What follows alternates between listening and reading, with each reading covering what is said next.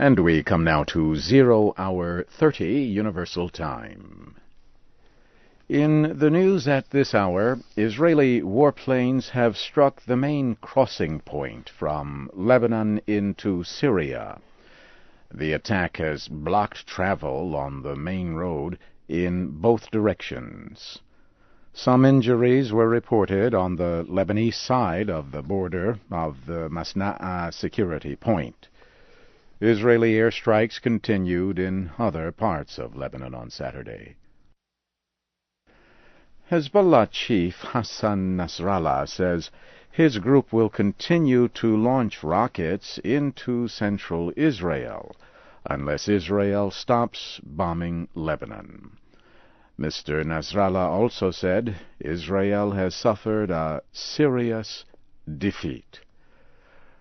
Reports say about 600 Lebanese and more than 50 Israelis have been killed since the fighting began earlier this month.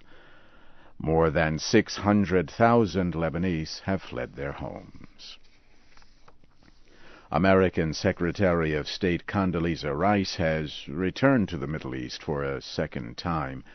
She is there to discuss the conflict between Israel and the Hezbollah militant group.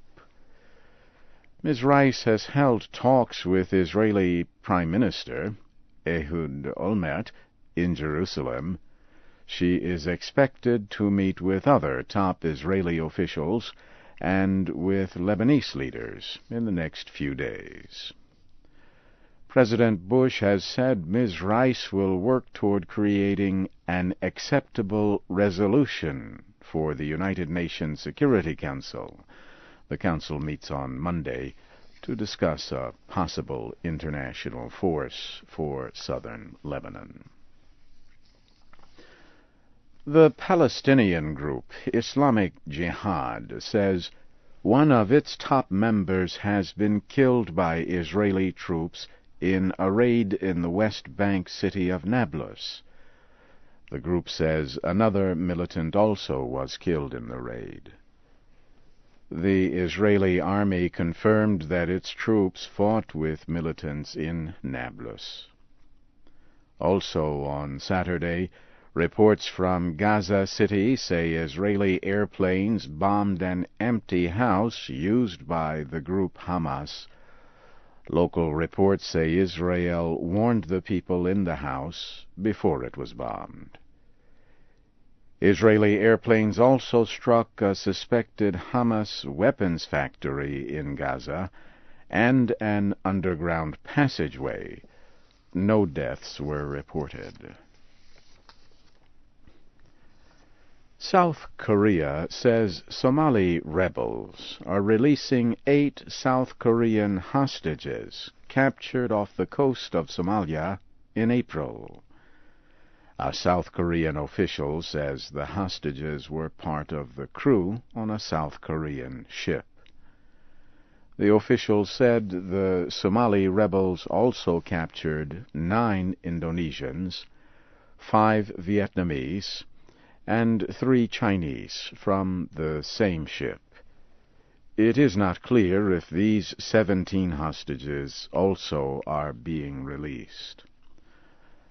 The terms of the release of the South Koreans are not clear. The Associated Press reports a Somali rebel said that an unnamed person or group made a payment of $800,000 for their release. Heavy rains in South Korea this week have killed at least 1 person. Officials say some areas received more than 30 centimeters of rain. Flooding forced hundreds of people from their homes in Gangwon Province. In Seoul, rising water from the Han River forced workers to close the lower part of a 2-level bridge. Reports say North Korea has canceled a yearly celebration set for August because of flood damage. The celebration, honoring former leader Kim Il-sung, is known as the mass games. Earlier this week, floods and landslides killed at least 150 people in North Korea. You are listening to the news in VOA Special English. United States-led coalition forces in Afghanistan say they have arrested 4 suspected al-Qaeda members in Khost province.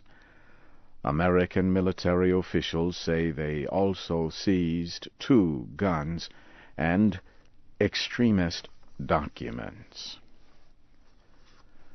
The Prime Minister of Somalia has accused Egypt, Libya, and Iran of inciting conflict in Somalia by supporting terrorists. Ali Mohammed Gheddi says the 3 countries support the Islamist rebels who have taken control of Mogadishu and much of southern Somalia. The Egyptian Foreign Ministry has denied the accusation. Mr. Gheddi made the charge on Saturday in Baidoa. He spoke after the funeral of temporary Somali minister Abdallah Diro Isaak. He was shot and killed on Friday in Baidoa. More than 25 million people in the Democratic Republic of Congo are preparing to vote on Sunday. President Joseph Kabila is competing with 31 other presidential candidates. 9,000 people are candidates for 500 seats in the country's parliament. There were reports of riots linked to the elections in different parts of Congo on Saturday.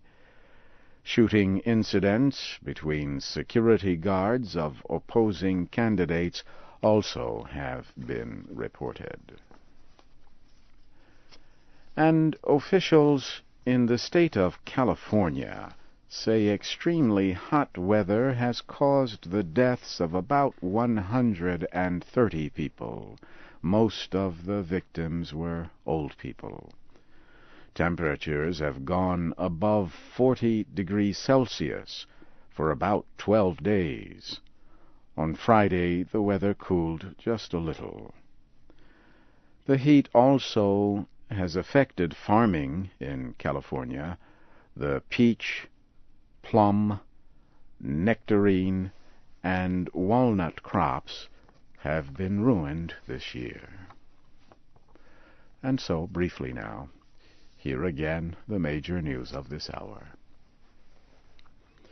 Israeli warplanes have struck the main crossing point from Lebanon into Syria. American Secretary of State Condoleezza Rice has returned to the Middle East for a second time this week to discuss the conflict between Israel and Hezbollah. And the Palestinian group Islamic Jihad says one of its top members has been killed in Nablus by Israeli troops.